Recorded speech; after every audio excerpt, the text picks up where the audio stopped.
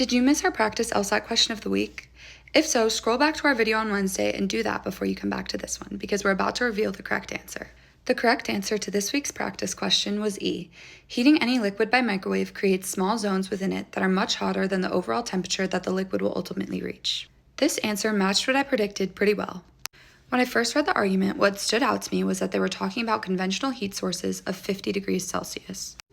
The premise says that when milk is heated with these sources, it contains almost all the lysosome that it originally had. It also gives us the premise that when it's heated with a microwave, it loses almost half of those lysosomes. So this author concluded that it was the microwaves that was destroying the lysosomes, not the heat.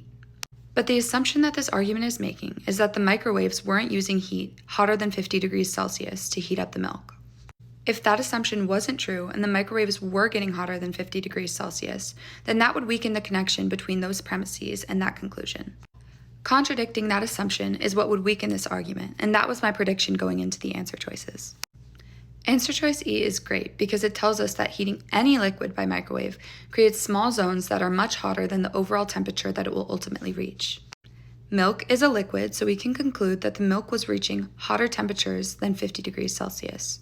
If this were true, it would weaken support for the claim that microwaves are causing lysosomes to be destroyed and not heat.